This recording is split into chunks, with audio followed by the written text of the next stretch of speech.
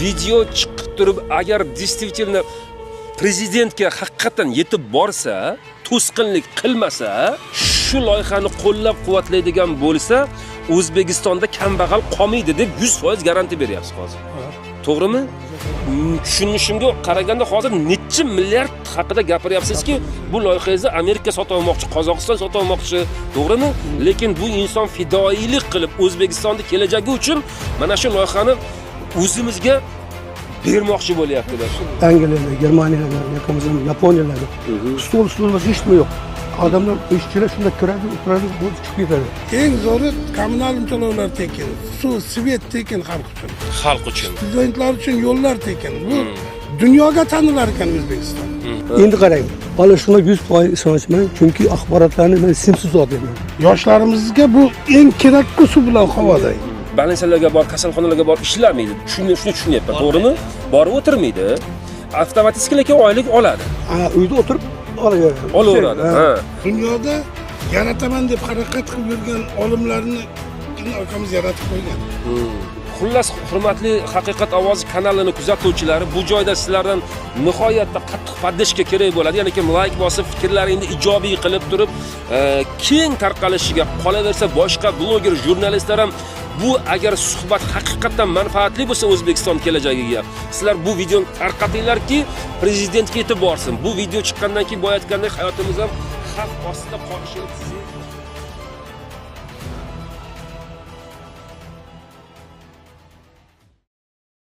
Assalomu alaykum, hurmatli Haqiqat ovozi kanalini kuzatuvchilari. Hozir mana shu o'zlaring bilgan ranchoyimdaman. To'g'risi, hozir mana shu joyimga ham odamlar, ya'ni ki murojaatchilar qidirib kelishni boshladi. Bugungi murojaatchimiz shu paytgacha men olib chiqayotgan murojaatchilarimning umuman boshqacha.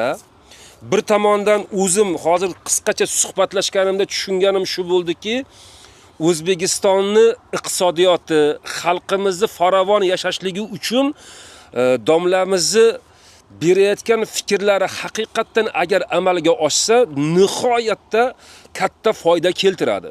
Hozir tushunganimcha gapiryapman. Men o'zimdan qo'shib gapirganim yo'q. Даже domlamizni hozir aytayotgan ba'zi jumlalarni даже hazm ham qila olmayapman, o'zim ham даже ishonmayapman to'g'risi.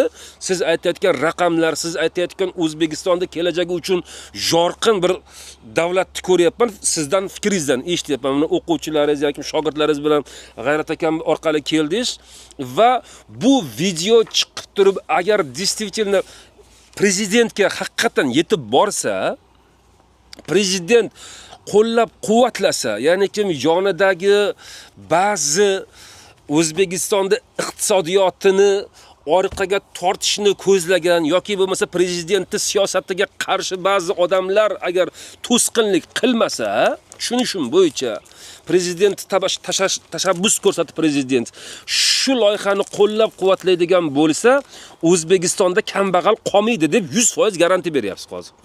To'g'rimi? 100% garantiya beryapsiz. Va hozir bu ustozni hamma ish bilan ta'minlanadi. Butun O'zbekistonda ish bilan ta'minlanmagan odam qolmaydi. Hamma boshqa davlatlardagi o'zbek musulmonlarni barini chaqirib olamiz, xudo xolasa. Chet elda yurgan musofirlarning hammasi ham O'zbekistonga qaytib keladi. O'zbek qolmaydi. Hammasiga ish bilan ta'minlaymiz, hammasini pul bilan ta'minlaymiz. Endi boya bir so'zni, ya'ni syomkani boshlashdan oldin aytdimki, bizning xalqimiz ba'zi paytda bir yaxshi fikrni, g'oyani o'rtaga tashlasang, bo'lmagan gap, har xillarga shuncha biliming bor ekan, nima qilib yuribsan shu paytgacha deb turib malomat ham qilishlari ham mumkin-da endi. Xullas kalom, men holi aniq o'zim ham unaqa darajada ishonch hosil qilganim yo'q. Ishontirish endi sizdan, mana o'quvchilaringizdan, G'ayrat akamda hozir yonib kelganlardan va yana ikkinchi tomoni borki, so'zlardan tushunyapmanki, bu video chiqqanidan keyinsiga prezidentga yetib bormaslik uchun nihoyatda qattiq bosimlarga uchrashimiz mumkinligini ham ko'z oldimga keltiryapman. Qisqasi, agar O'zbekistonda siz aytganda iqtisodiyotiga shunchalik katta yordam kiritadigan bo'lsa, ya'ni kim ijobiy natijalar kiritadigan bo'lsa-yu, bu loyihaga qanaqangi bir vallomatlar qarshilik qilgan taqdirda ham, men jonimni tikib bo'lsa ham O'zbekistonda kelajagi, obodligi uchun, farovon hayot uchun bu loyihani prezidentga yetkazish uchun chin dildan harakat qilaman. Rahmat. Men shuni tushunyapman, hozir bu loyihani ko'tarib kirmagan eshigingiz qolmabdi. Prezidentni yonigacha yetib borgansizlar, bitta eshik qolganda kirib bormagansizlar, shunday tushunyapman hozir. Xullas, hurmatli Haqiqat ovozi kanalini kuzatuvchilari, bu joyda sizlardan nihoyatda qattiq podдержка kerak bo'ladi. Ya'ni kim like bosib, fikrlaringni ijobiy qilib turib, keng tarqalishiga, qolaversa boshqa bloger, jurnalistlar ham bu agar suhbat haqiqatan manfaatli bo'lsa O'zbekiston kelajagiga, sizlar bu videoni tarqatinglarki, prezidentga yetib borsin. Bu video chiqqandan keyin bo'layotgandek hayotimiz ham xavf ostida qolishini sezdim. Bo'layotganimda yana aytaman, kapanligimni yelkamga olganman. Vatan uchun jonim fido bo'lsa, fido bo'lsin. Agar haqiqatan yaxshi loyiha bo'ladigan bo'lsa, prezidentga yetib borsin. Tushunishimga qaraganda hozir necha milliard haqida gapiryapsizki, bu loyihangizni Amerika sotmoqchi, Qozog'iston sotmoqchi, to'g'rimi? Lekin bu inson fidoilik qilib O'zbekistonning kelajagi uchun mana shu loyihani o'zimizga bermoqchi bo'lyaptilar. Shunday. Mana yaqinda ham chiqyapti. Vatanimizni rivojlanish uchun. Vatanimizni kelajagi uchun. Yaqinda ham mana Qozog'istondan chiqishdi kat. Yo, vatan uchun, xalqim uchun qilaman deb turibdi otaxon. Uncha odam masalan bunaqa milliard dollarlarda eshitganda loyihasi uchun, to'g'risi oyoq qo'li qaltirab shuni topshirib yuboradi, qo'yapti. Akamiz ichki ishlarda shu yo'nalishda ishlagan, umrini bag'ishlagan. Kibernetika sohasi. Kibernetika. O'g'illari ham Allohga shukr, Alloh nazar tushgan. Bir o'g'li seryoz joyda ikkala o'g'li ham ishlaydi, farzandlari. Shogirdlari ham kerakli joyga borgan, kirganda noto'g'ri tushuntirganda Prezidentga. Prezident atrofidagi vakillariga. Ularga ham to'g'ri informatsiya bormayapti deb shunday deb tushundik. Tushunyapsizlar, xo'p. Hozir bizning masjidlarimizda, mahallamizda jamoa bilan duo qilyapmiz. Shu akamizni amalga oshsin. Eshitdi o'sha odamlar eshitdi. Fanlar akademiyasiga bordik, vazirliklarga borgan mana xatlar, hujjatlar turibdi. Agar bu dasturni qo'llasa, yurtboshimiz bitta telefonda boshqarar ekan. Kim qayerda qanday nafas olyapti? Eng zo'ri kommunal to'lovlar tekin, suv, svet tekin xalq uchun. Xalq uchun. Studentlar uchun yo'llar tekin. Bu dunyoga tanilar ekan O'zbekiston. Buni qanday qo'llamaymiz? Qanday bu bir marta yashaymiz. Mansab, amal hech kimga bog'lab bermagan. Xalqni o'ylayotgan yurtboshimizning atrofidagilar ham o'ylash kerak. Buni oxiriga yetkazmasak, Allohning qahri keladi, o'zimiz qiynalamiz. Shunday. Kecha bir olim akamiz aytdi akamizga. Fanlar akademiyasida. Bu narsani yostiqning tagida olib ketmoqchimisan? Ibn Sino, Al-Buxoriylar ham xalq uchun ishlatgan deb mana yuzlar. Shunday. Shuning uchun keldik mana sizdan umid qilib. Yana bir bora qaytarib aytaman, hozir bular menga syomka boshlangunga qadar shunday tushuntirish berdilarki, men bunaqangi sohalarda to'g'risi no'noqroqman, lekin sodda tilda tushunadigan bo'lsam, O'zbekistonda iqtisodiyoti gullab yashnab ketadi. Hozirgi kunda mana limit, svet, gaz, odamlar qattiq qiynalyapti, oylik yo'q. Juda ko'p yurtdoshlarimiz boshqa mamlakatlarda xor bo'lib, mardikor bo'lib yuribdi. Domlamizni mana shu loyihasi agar amalga oshadigan bo'lsa, hamma O'zbekistonga qaytib kelib, qaytanga qarzdorliklardan ham qutulib, xalq farovon yashashiga 100% men kafolat beraman deyaptilar. Va bu ma'noda bo'layotganda juda katta to'sqinliklar bo'layotganligini gapiryaptilar. Qolganini mana endi o'zlari tushuntirib beradilar.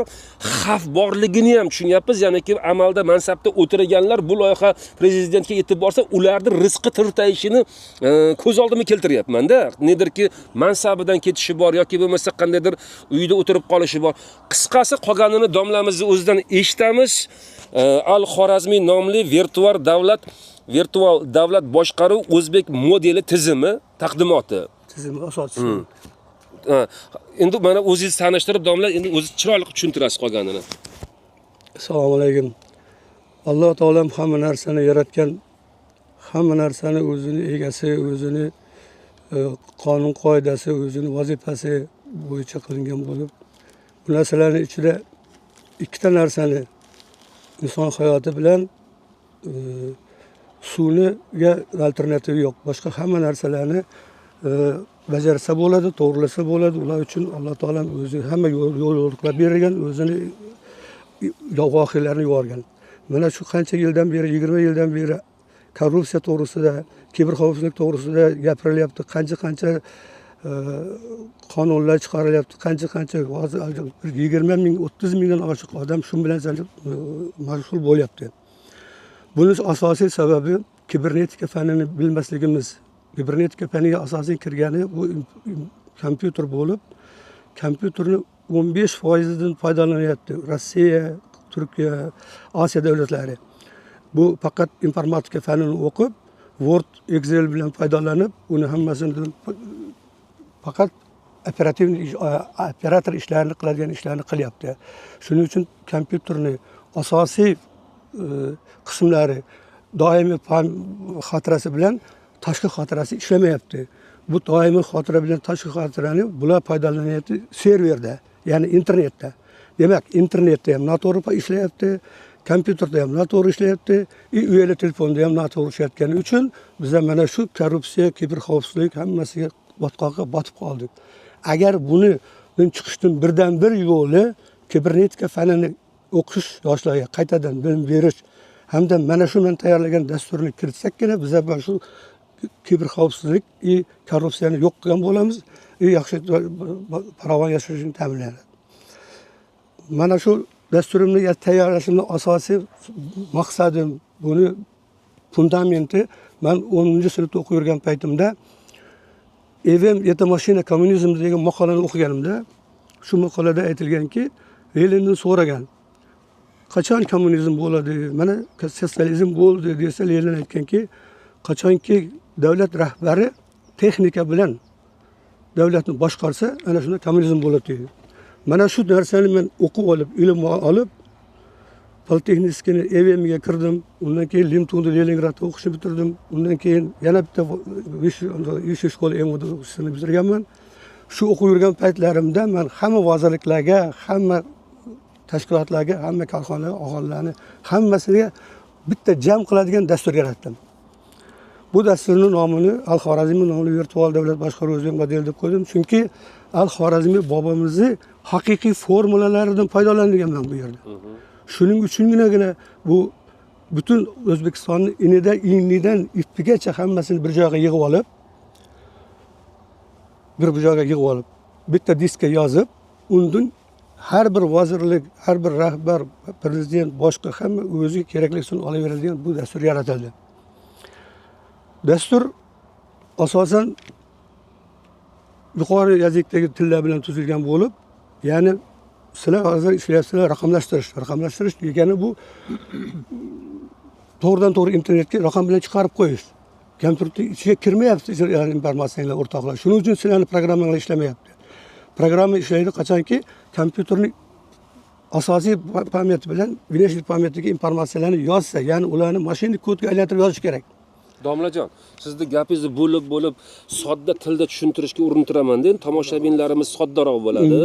Ikkinchisiga savolimga javob berib, keyin o'tib ketaversangiz bo'ladimi? Bo'ladi. Endi chunki siz nihoyatda bilimli insonsiz. Hozir bizni tomoshabinlarimizga qiziqtirgan narsa, hozir oddiy tilda tushuntiradiganimiz, haqiqatan siz mana shu aytmoqchi bo'lgan dasturingizni hayotga tatbiq qilinsa, haqiqatan ishsizlar soni 100% kami yo'qoladimi? Yo'qoladi. 100% yo'qoladi. Xo'p, uni tushundim. Haqiqatan migrant bo'lib boshqa mamlakatlarda yurgan yurtdoshlarimiz ham O'zbekistonga kelib ishli bo'ladimi? Ishli bo'ladi. 100%.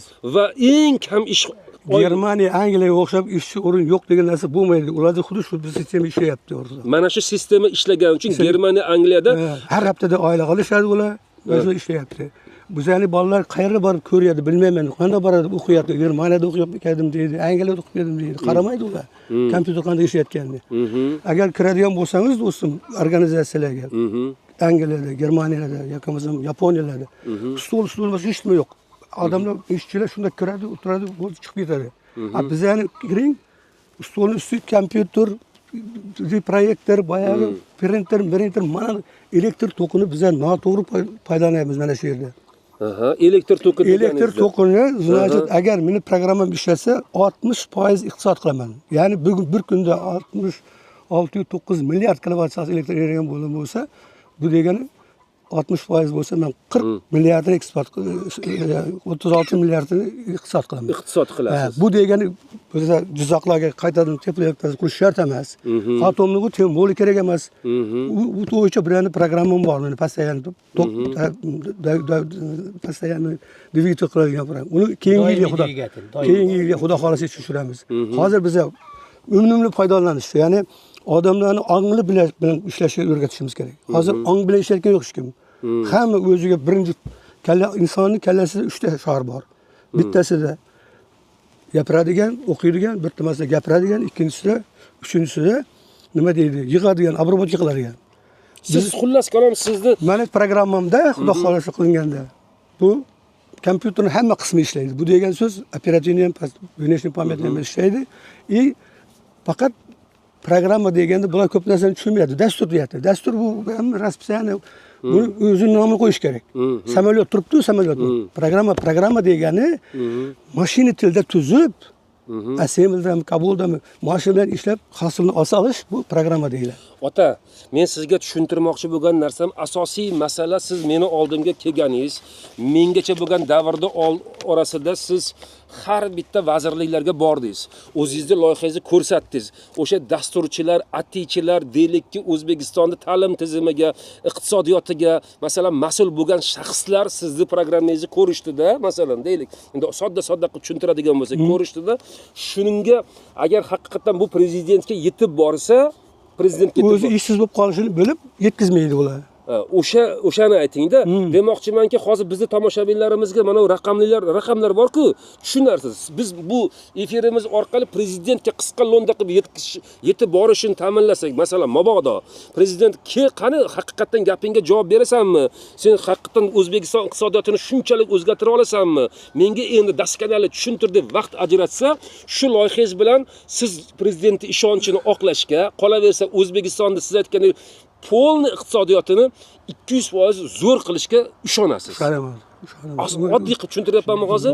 Men masalan, mana raqamlashtirilgan bu 3-o'rindamiz, 4-o'rin bosqichdamiz degan narsalar men tushunmayman-da, to'g'risi. Men tushunmagandan keyin oddiy tomoshabin ham tushunmaydi. Nima deyapti? Ertaga aytyapti, o'tiraveradi bular. Ko'p endi. Demoqchimanki, shuni qisqaroq, lo'ndaroq qilaylikki, hurmatli prezident, mana shu efirimiz orqali sizni oldingizga yetib bora olmaydigan professor olim, kibernetik olim, mana shu kibernetika sohasi bo'yicha O'zbekistonda men o'zimni yo'nalishimda eng faoliman.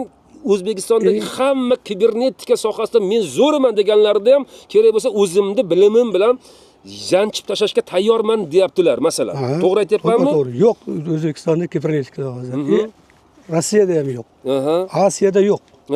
Aynan mana shu domlamizni hozir ismingizni nima dedingiz? Abduvahhab O'rg'anbayev. Abduvahhab aka. Domlamizni hozir gaplari bo'yicha bu loyihalarini Qozog'istondan ham sotib olish uchun xaridor kelyapti. Raqamda qancha pulga so'rayapti masalan? Raqamda 10 milliardga so'rayapti. 10 milliard dollarga.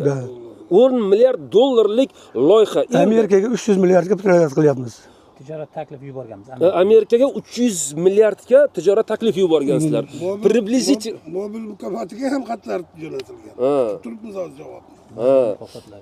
Agar hozir Amerika masalan buni to'liq o'rganib chiqsa, domla, endi yana bitta oddiyroq savol beraman. O'rganib chiqib ularga ma'qul kelib qolsa, siz 300 milliard dedingiz, ular masalan 200 milliarddir, 150 milliarddir sizga taklif qilsa, sotib olasizmi loyihani? Yo'q. Men eng minimalnisini ko'rsatyapman. Chunki meni programmam ishlatsa 20 million odamning ishini qiladi. Demak 20 million odam Amerikada. Nima uchun Qozog'istonga 10 milliard deyapman? Ularda qancha? 19 million aholi. Ularda 400 million aholi. Shundan 20 millionini ishini qiladi programma. Bu programma shu mamlakatda odamlarning, ya'ni kim sonini hisobidan ko'pligi hozir, ko'pligini hisobidan ish ketaverar ekan. Axborotlashtirish jamiyatida kimlar ishlayotgan bo'lsa, banklar shularning ishini qiladi-ku bu. Ilon Maskga.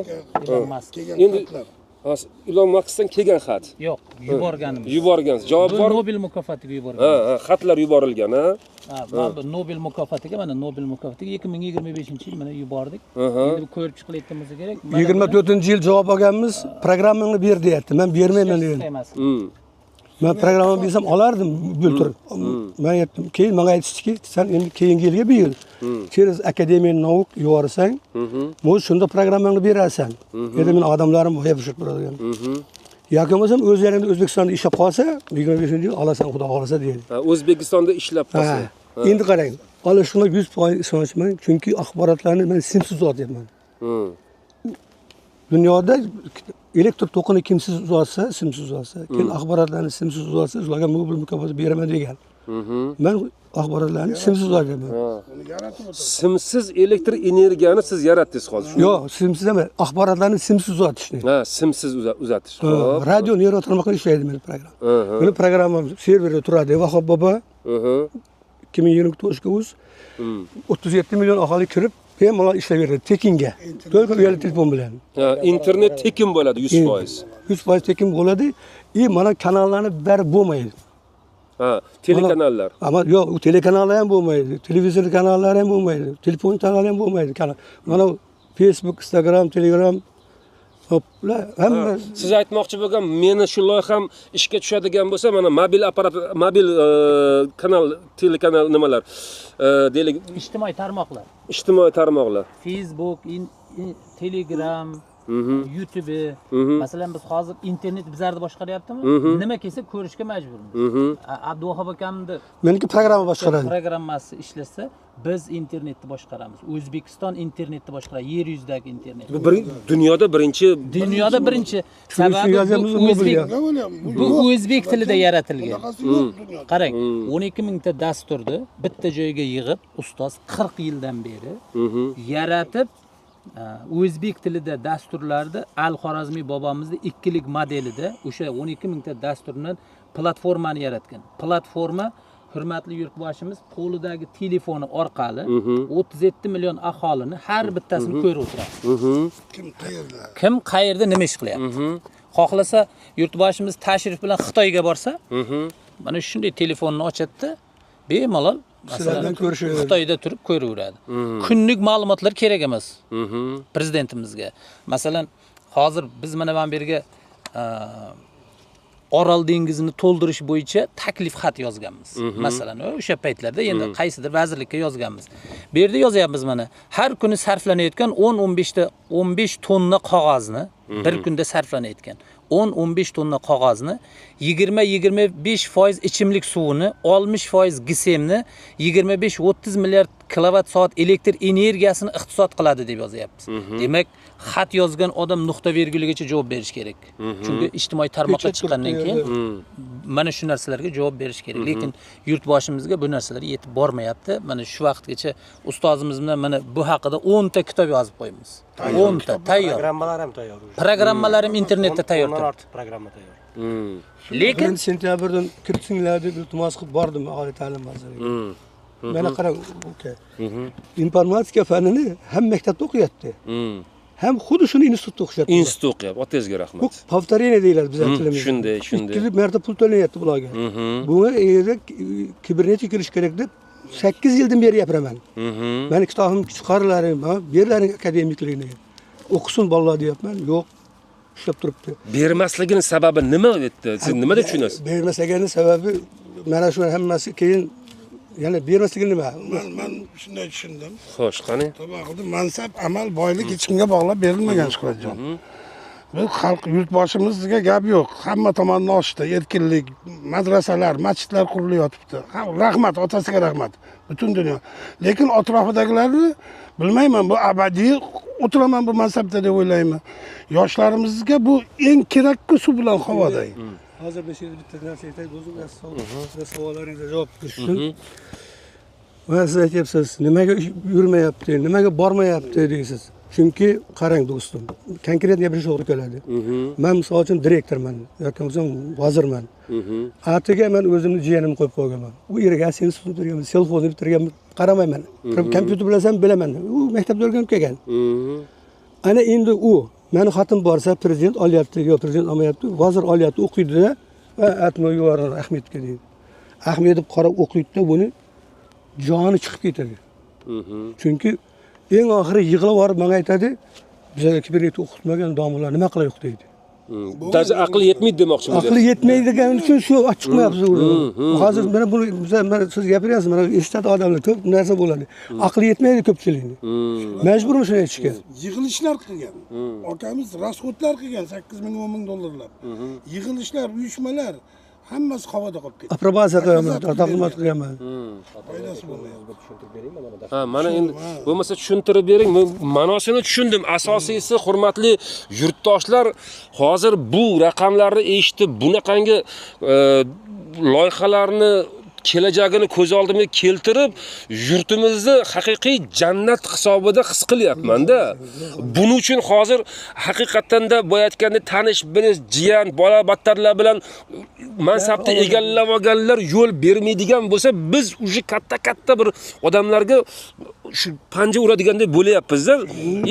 Bizni hozir bu efirimizdan keyinsiga nedirki uje jog'imizni yopish uchun har qanday hujum yoki bosim bo'lishligini ko'z oldimga keltiryapman. Aytib qo'yay, bundan oldin ham aytganman, yurtimda kelajak uchun men to'q odamman, qornim to'q, ustim but. Allohimga beadad shukr, lekin kelajakdan qo'rqqanim uchun, bolalarimga yaxshi vatan qolishligi uchun o'zimni jonimni fido qilishga tayyor insonman. Agar menga bitta gap bo'ladigan bo'lsa, bilinglarki, hozir shunaqa tushunyapman-da. Endi to'g'risi, bilinglarki, mana shuni orqasidan qattiq bosim bo'lgan bo'lishi mumkin yoki boshqa tomonlama aylantirib kelayotgan bo'lishi ham mumkin. Lekin prezidentga yetib borishlik uchun jonimni fido qilaman. Prezidentga yetib borgandan keyinsiga prezident bu narsani ko'rib turib, O'zbekistonda iqtisodiyoti misli ko'rilmagan darajada o'zgaradigan bo'lsa, shu yo'lda jonimiz fido xullas qoladi. Biz hozir terroristlik qilganimiz yo'q. Biz qanaqadir odamlarni ongsizlantirish, manqurtlashtirish haqida gapni gapirmayapmiz. Qaytanga sharoiti yaxshi bo'lish. To'g'ri tushuning, hurmatli prezident. Menga kuniga borku 500 dan 600 ta odam yig'lab telefon qiladi. Nochorlikdan, qiyinchilikdan, uy yo'qligidan, kasallikdan, dori-darmondan, svetga pul yetmayotganligidan, umuman tizimda boyagi tadbirkorlik masalasidan, shuncha masalalarda bu insonlar shetdan yo'l bosib kelib tasavvur qilinglar, poytaxtda javobini topa olmagan, inshaalloh buni nima deydim, o'zimizni pirxona deymizmi, Allohda bir mana shunaqa bir o'rmon xo'jaligida masalan oddiygina joyda gapirgan gapimiz prezident ketib qolardi. Inshaalloh Xudo xolasa bir natija bo'lib xalqimizga birinchi qadamni qo'yib berarmiz. Avvalo Xudo. Shuning uchun endi men ehtirosga berilishga majburman. Bunaqa narsa eshitgandan keyin jim tura olmayman xullas kalom. Bu dasturni to'g'risida ko'p yaxshi gapirildi-yu, lekin qanaqa qilib tuzilgan, qanday ishlash prinsipini men sizlarga qisqacha tushuntirib bermoqchiman. Ya'ni bu dastur ASEM rejasiga tuzilgan bo'lib, har bir tashkilot aholilar uchun 5 tadan iborat cho'ntak kompyuter xotirasida joylashtirganman. Birinchi cho'ntakda har bir aholini, tashkilotni hisob raqamlari bo'yicha ketayotgan moliya xarajatlari olib boriladi. Kirim chiqimi, xalq borganlari hammasi birinchi o'zaqada shu bizda yaratgan platformamiz. Monitor zapis bo'lsa bo'ladi. Monitor o'zini zapis qilsa bo'ladi. Zapis bormi? Mana shu bizlarda yaratgan platformamiz. Ya'ni hozir ustozimiz aytayotgan platforma mana shu hisoblanadi. Mana bu tashkilot deganda biz bunda butun mana 37 million oshiq fuqarolarga kod berib qo'yamiz hozir. Faqat hozir yurtboshimizdan ruxsat bo'lsa, o'sha 37 million aholining ism familiyasini kiritsak, bu yerda hozirgi o'zimizda tilga aytganda glavniy jurnalimiz bu. Glavniy jurnalimiz mana shu tashkilot mana bu platformasi hisoblanadi. Bu yerda mana hozir 3, 6, 9, 12, 15 ta dasturimiz yaratilgan o'sha platformani ichida. Mana shu 5 ta yacheyka ajratilgan har bir odam uchun, har bir tashkilot uchun birinchi yacheykada hisob raqami, pullar boradi. Mana moliyaviy sotsiyanasi. Mana hammasi, ya'ni glavniy kiniga deymiz, bu shuni o'chib qo'yiladi. Istagan korxonani, istagan odamni moliyaviy sotsiyanasini ko'rish mumkin bu programma bilan. Birinchi programma. Ikkinchi programma bu kadr. Shaxsiy tartib bo'yicha mana shu yerda 37 million aholini hammasini oilaviy sharoiti, sostavi, oilasi, qisqasi nima o'qigan, butun anketa bilim darajasi, bilim darajasi, anketni dandilar shunda. Analitikasi xullas ko'rinadi. Ko'rinadi. Ya'ni 3-ustunda, 3-strokda meditsina. Bunda butun ambulatorniy kartochka kompyuterda olib boriladi. Har bir fuqaro uchun. Hozir 30 mingdan ko'p odam registraturada o'tirib, bayog'i yo'qlama qilib, pana qilib o'tirsa, olib ko'p vaqt ketib, kasalni o'tiradi. Bu narsa yo'q bo'ladi-da, bu kompyuterda bo'ladi. Agar men kasal bo'lsam, borsam, doktorga kirishim, to'g'ri, tutmasdan doktorga kiraman. Doktor so'raydi meni hisob raqamini aytsam ursa, meni butun sog'lig'im to'g'risida ma'lumotlarni berib chiqadi. Meni дополнительный analiz o'tirish shart emas, sразу lecheniyaga o'tadi buni paydo tomonlar.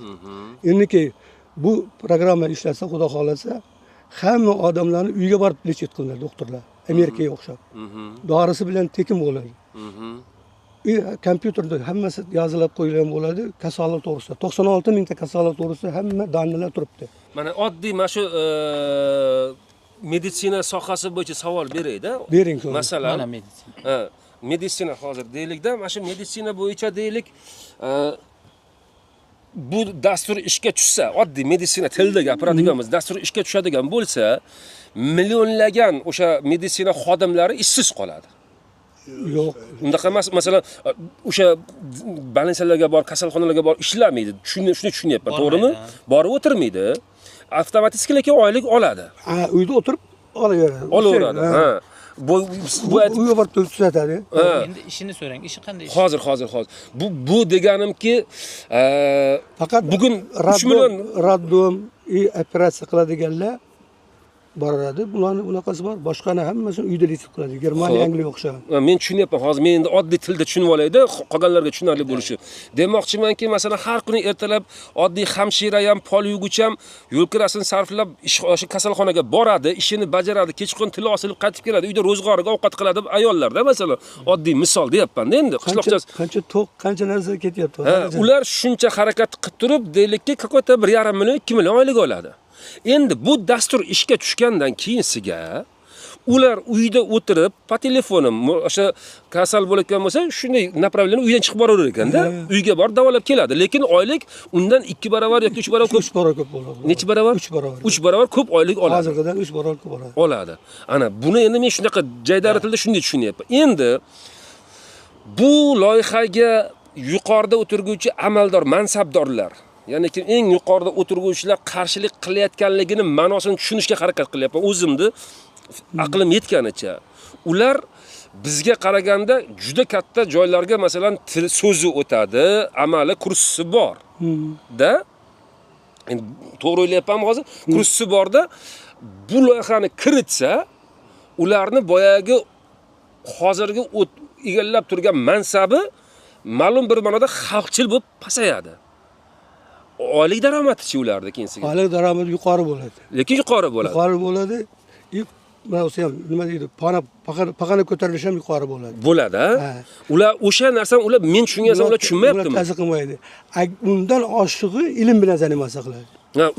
Masalan, uyda o'tirib bemalol vaqti bo'ladi. Ilm bilan zanimatsiya qiladi ko'pchiligi. Vaqti bo'ladi, bemalol o'zini ishini ham qilaveradi. Bitta prezident o'zi butun O'zbekiston 37 million xalqni bittada ko'rib turgan 40 minutda tushunib yetadigan bo'lsa, falajina qanaqaligini tushunib yetadigan bo'lsa, hech kim o'g'irlig'ini qilmaydi. Vazirda o'rinbosarlar, boyatganda vazirliklarda katta lavozimlarda o'tirganlar ham boyagi mashinaga, shofyorga alohida pul to'lamaydi. Yoqilg'iga pul sarflamaydi davlat budjetidan, to'g'rimi? Ekologiyaga 95% zo'r bo'ladi deyapman. Ekologiya. O'yda turgandan keyin 3,5 million mashina to'xtaydi. 3,5 million. Ana. Rahbarlarni tashiydi unda. 3,5 million mashina. Keyin shahar ichida transport tekin bo'lgandan keyin qancha million student. Ana chasnalar to'xtaydi. Buni hammasi iqtisod. O'zi yaxshi pul olgandan keyin nima qiladi u taksichilik qilib? Hozir mana ofitserga men chiqdim pensiyaga, menga 4 million beryapti. Men ishlasam 12 million olardim. Endi men pensiyaga chiqsam 12 million olaveraman, Amerikaga o'xshab. Angliyaga o'xshab. Shu loyiha ishga tushsa. Nima joyda pensiyaga chiqsa, shu oylig'ini chiqadi. o'zbeklar mana shunda. Endi hozir buni nimasi? Qarab turing, endi aytadi, qayerdan olasan pulni? Men raqamni oshiraverman, og'ayin.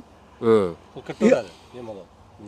Qancha Vaqtda turibdi menda prihodda, kompyuterda turibdi. U bir so'm chiqa olmaydi hech kim oshiqi bilan. Xullas ustoz Domlajon, sizni Meditsinani prezident yana bitta shu joyi, yana bittasi to'g'ri misol uchun operatsiyalar qilayotgan bo'lsa hozir katta pul sarflab televideniya qilib ulg'ayapti. Unaqa bo'lmaydi. Mana shunga xizmat qilib olasiz. Galereya olgandan keyin Vahob boboga nagruziya qilsangiz o'zi O'zbekistonni ko'raveradi. Butun vazirliklar bemalol ko'radi. Qoraqalpoqda bo'layotgan operatsiyalarni, keyin mana qurilish zdaniyalarni, fermer xo'jaliklarini ana ularni Yer hammasini maydonlari. mana programma oladi. Hammasini ko'rib turadi. Kim ishlayapti? Xo'p, hozir tushunyapman. Juda bir aytyapman. Dunyoda Shuhratjon, dunyoda yarataman deb harakat qilib yurgan olimlarni akamiz yaratib qo'ygan. Bularga endi qarang, siz aytyapsiz yana. Aytdingiz, sizda spetsialist yo'qmi? Men aytdim, Germaniyada, Isroilda, Amerikada, Germaniyada bor degan. Men o'xshash spetsialistlar. Ular prezidentga qilmaydi programma. Chunki u prezidentga qilsa yonidagilar uni yo'q qiladi. Birinchidan, bir. Ikkinchidan, bu prezident uncha pulni bera olmaydi. Hozir 300 milliardni bera olmaydi. Tushundim. Xo'p. Shu uchun ular qilmaydi. Ularga yaxshi bir kompaniyani qilib olib, mana shunda yashaydi, hammasini parki bor. Menga ham interpretasiya qilyapti, misol uchun, men qilib bering programma. Dedim, yo'q. Bizda qilsak bo'lmaydi bunday programma. Nimaga? Korrupsiya bo'laveradi. Hozir meni qilmoqchi, mana 1 million odam bilan 18 trillion rasod qilib 2030-yilgacha. Bular deyapti. Qarang, buxgalterlarni, iqtisodchilarni xitrligini. Kelinglar integratsiyada ishlaymiz deydi. Integratsiyada ishlaymiz degani o'zbekchasi, birgalikda o'g'irlik qilamiz degani. Menda bu buxgalterning o'rniga kompyuter programma ishlaydi. Chotka, kerak yo'q. U buxgalter endi nauka bilan zanimatsiya qilsin. Oilaning 3 barobar ko'paysin. Xususan nauka. Ilm bilan o'zini soqol. Qilmay o'tib ketaversin umrining oxirigacha. Beraveramiz buni, qo'rqmaymiz. Lekin narushiyni qilmasa bo'ldi. Xo'p. Mana bu endi bayog'i kadastrlar bo'yicha 7 million aholini uyini kadastri, 1 million korxonalarning kadastri hammasi olingan, tayyor turgan bo'ladi. Qani buni bironta ochib ko'rsating endi, mana nima qilmayapti-ku, o'ziga qaratib oching o'zi. Shu chunki bitta misol keltiramiz. misoli bilan ochib ko'rsating endi. Mana kadastrda Abduhab aka o'zini. Pavel Dorb yaratgan Telegram ham shuning ichida bor. Kim? Pavel Dorb yaratgan Telegram bor-ku. Mana shu programma ichida bor-da. Mana qarang. Mana bu yerdan yer kadastri bo'yicha. Telefoningizga o'zingizni, mana hozir kadastr xodimlari 937-qonun bo'yicha yerlarda yana ro'yxatdan boshqatdan o'tkazib yuribdi hozirgacha kunda. Tushundim. Lekin mana hozir bizda shunday sistema bo'layapti. Boya o'shancha sizga mana buni bir tushunib olishingizni xohlagan edim boya. Mana bunga e'tibor qilmadik-da. Men prosta e'tibor qilgan bilan tushunmayman-da, chunki o'zi so'zda videoda tushuntirib berasiz deb nima qilib qo'ya qoldim-da, to'g'risi. E'tibor qilmadik-da, shunday o'tib ketdik-da bunga. Mana bunga o'tib ketdik. Mana qog'ozda yaxshi ko'rinadi. Bor, qog'ozda bor. Qog'ozda ko'rsating-da. Mana shu. Bundan keyin. Bu emas. Qog'ozda emas, bu o'zi yaxshi ko'rinadi. Ha, mana qarang. Bo'ldi, xo'p. Qarang-da mana. Biz hozir qilayotgan dasturimiz mahalla, tuman, viloyat, respublika keyin yurtboshimizga. Ya'ni bu dastur 70-90-yillarga to'g'ri kelgan SSR paytda qilingan, o'sha SSR davrida qancha davlat ishtirok etgan bo'lsa 15 ta respublika. O'sha 15 ta respublikadan Ukrainadan tashqari barchasi hozir ham o'sha 70-90-yillarga to'g'ri kelib turibmiz. O'sha yillari dasturi asosida bugun 2025-yilda ishlayapmiz demoqchi bo'lyapmiz. O'sha paytdagi hozir texnik обеспечение, lekin верхний уровень. Endi qarang. Endi u paytda mana akademik Qorin Niyoziy, Vosil Qobulov akademiklar ustozlari tayyorlab bo'lgan o'sha paytda. Keyin SSR Rossiyani kontrrazvedkasi kelganda bizda kibernetika universitetimizda yo'qotib yuborgan. Ya'ni bizda internetdan noto'g'ri foydalanish uchun bizda O'zbekistondagi internetlarda bir-biriga noto'g'ri ulab qo'ygandan keyin bu paytda internet ham kelmagan. Endi bitta narsani aytish kerakki, mana shu bayağı ettim o. 91-yil, 93-yilda Akademiya Navukka fizikda o'tirdi. Bekzat aka. Fiziklar. Matematika o'qib qolib. Ya bari fiziklar egalayapti, matematik bizani haydavardi. Meni xatosi shu. Texnik обеспечение ketdi osmonga uchib. Mata обеспечение o'ldi. Mata обеспечение eng gadrosi menda qoldi mana. Yadrosi. Men shu yerda ishlaganman. Tekstil kombinatida ishlayapti meni zadachalarim. Keyin mana yerda ishlayapti, mana geologiyada ishlayapti. Endi men uni qildim, hech kim qilmagan programmani. Ogas deydi. O'sha государственный prezidentga qilingan programma. Tushuntirib bildimmi? Bular bu yerda 1 million odam 18 trillion pul bilan 2030-yil ishga tushirmoqchi bo'lsa tushira olmaydi. Koreyslardan olib qilayotganda ishlamayapti. Men buni 1 oyda ishga tushirib beraman mana. Tayyor programma 1 oyda. Agar erta ruxsat bersa 1 oydan keyin shuni program o'tirib prezident ko'raveradi. Shu gap baychasi kerak. Xullas, Dunyoda birinchiga chiqaramiz deyapti. Mana shogirdlari dunyoda 1 oyning ichida. Butun musofir o'tib yurgan bolalarimiz, farzandlarimiz. Hozir birinchi o'rinda Yaponiya bormi? Yaponiya chiqamiz. hozir. Men tushundim hozir. Xullas Yaponiya ilm ma'rifat bo'yicha xullas kalom kompyuter umumiy ma'noda birinchi o'rinda turgan bo'lsa, siz mana shu programma bilan ulardan o'tib ketaman deb ishonch bilan chunki ular bank sistemasini yo'q qila olmayapti. Ularda korrupsiya bor. Men bank sistemasini boshqa birolar yo'q qilyapman, hamma qilyapman. Bu yerda значит hech bir davlatda yo'q bankka qarshi chiqadigan odam. Mana shu raqamli boshqarish. Men uni tushundim. Aytishadi bular. Raqamlar nima ekanini tushunmayapman, tushuntirib beraman hozir sizga. Xullas kalom domla umumiy maqsad, agar prezident sizga 1 soat vaqt ajratsa, mana shu O'zbekistondagi eng kuchli olimlarni, kibernetiklarni, qolaversa har sohadagi eng yuqori malakali mutaxassislarni olib kelib qo'yib turib, siz bilan sportga qo'ysa hammasini mana shu o'zingiz dasturingiz bilan prezidentni ishontira olishga ishonasiz. Ishonaman, ular keladi, yapiramay turaveradi. Keyin prezident olib uchrashgan. bitta narsani urish mumkin ularni. Chunki 30 yil nimaga aldab yuribsanlar deb. Menga Alloh taolam yaxshi sabr bergan. Men 5-4% kirsam bo'lardi. Qudalarim zamonli. Prosta men mana shu yoshlarga zarar kelmasin deyapman. 1 oyda o'zgartirib berar ekanman. Mayli Kirgiziston zavodini qo'ysin bo'ldi. Bularda ayb yo'q bechoralar yoshlar, mana ularda. 91-yil xato bo'lgan. Kattalar xato qilgan. Tushundim. Hozir aytyapmanki, buni 1 soat qarang, endi ming odam kelsin O'zbekistonni, olib keling, Koreyadan olib keling, men bilan gapirsin, baribir menga javob bera olmaydi.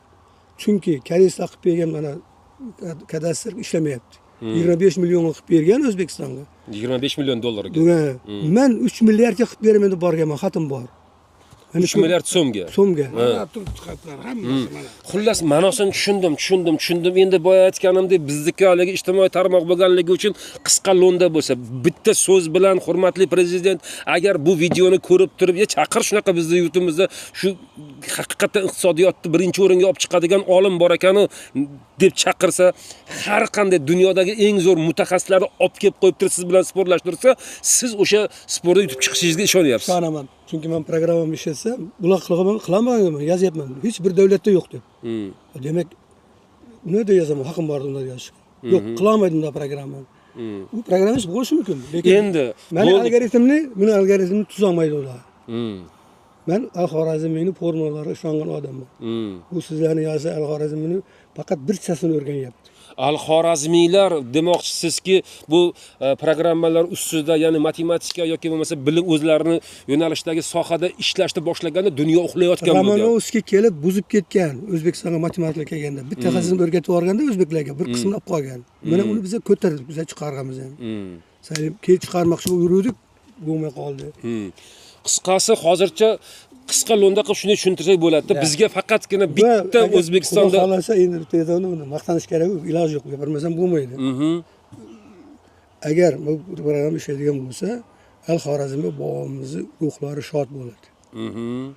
Chunki imkoni Qorniyoziy, Hosil Qobulovlarni u bechoralar kurashib o'tib ketdi. Hozir mana iqtisodchilar turib olib, do'meni qo'yib oladi. Sharaf Xo'jayev egallab olib to'g'anoq bo'lib ishlatmay turibdi. Tushunadi. 2000-yil kibernetika fanni egallashligini. Kibernetikani qo'ymayotgan sabablarini hammasini mana endi tushuntirib bildimmi? Tushundim. Men oddiy tilda tushundim. Boya aytganda bu sohalarda mana AT-patilarda ma'nosini endi tushunyapman-da. AT deganingiz bu Operator degani. Operator. Endi bitta savol bering.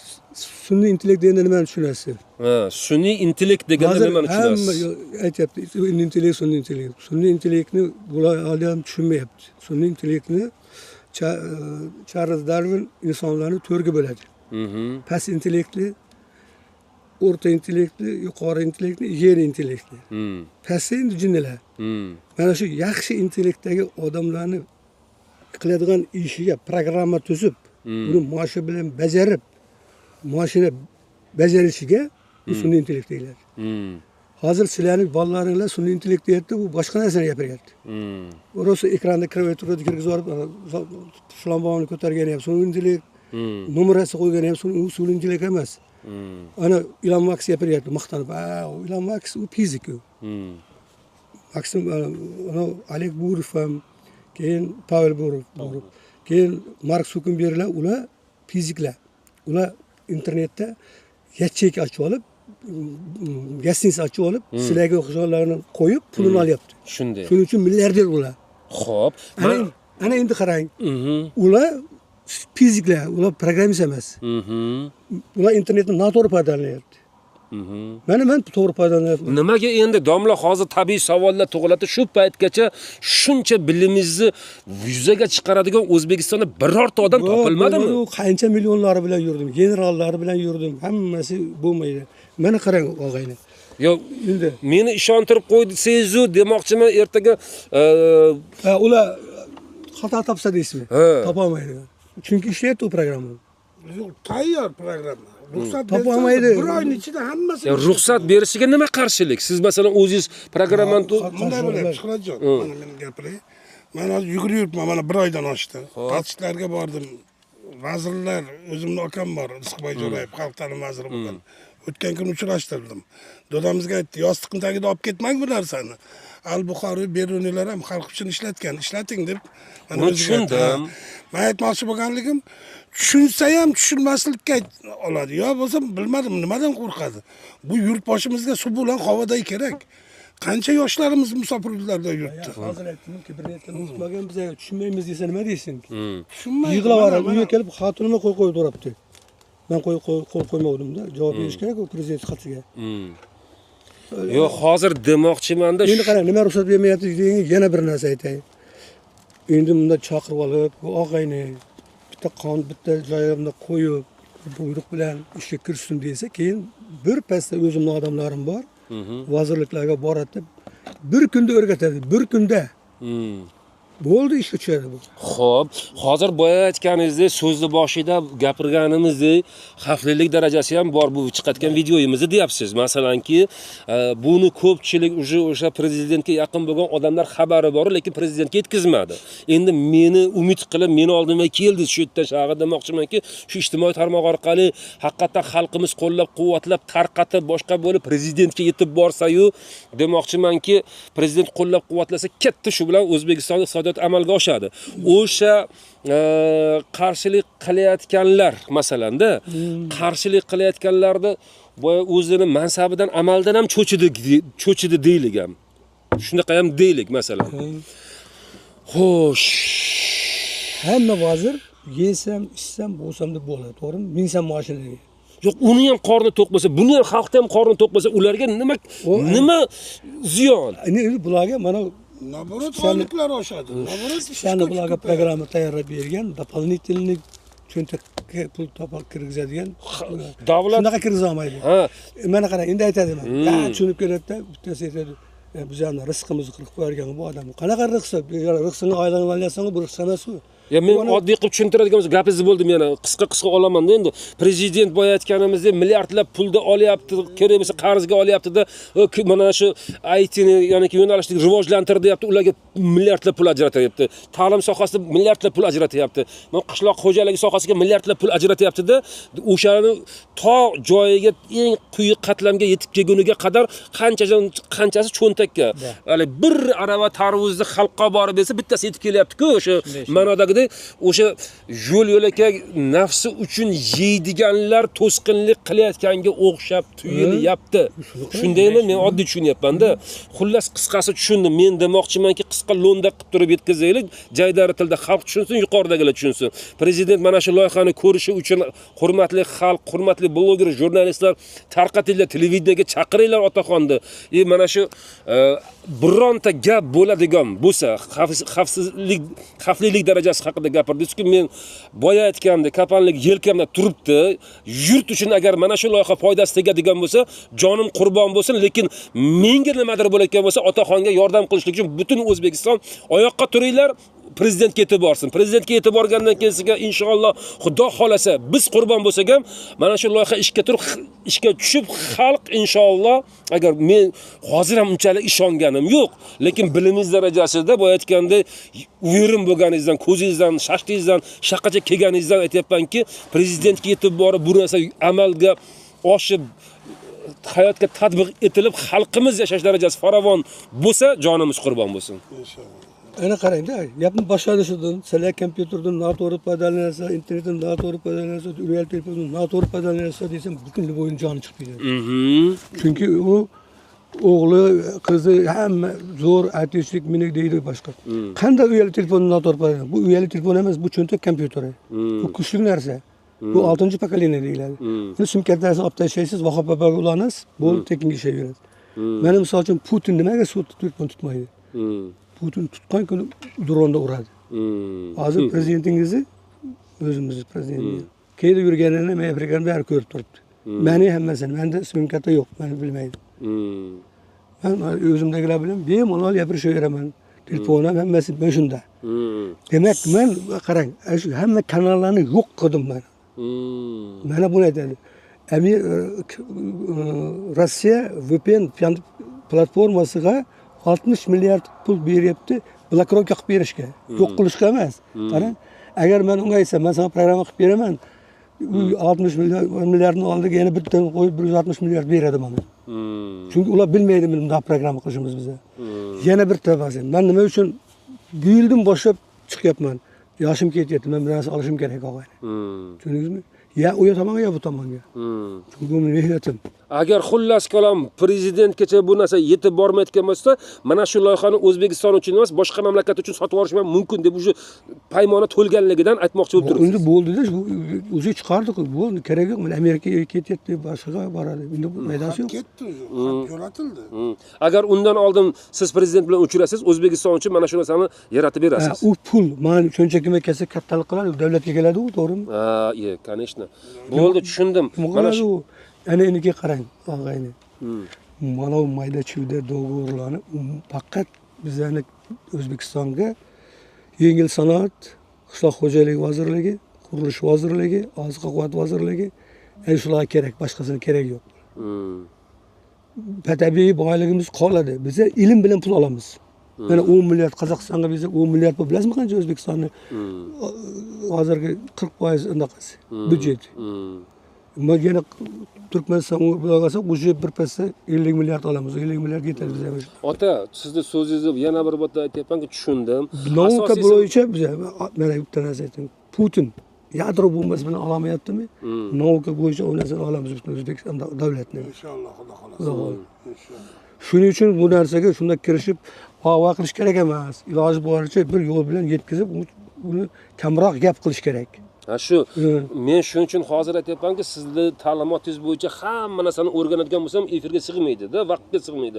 Qisqa lo'nda prezident bilan siz nedirki uchrasiz, olam Guliston, O'zbekiston jannat makonligiga haqiqatan keng xalq, butun dunyo amin bo'ladi. Taqdimot qilishga chaqiring, bir taqdimot qilib beraylik deb ishlashini ko'rsatamiz biz.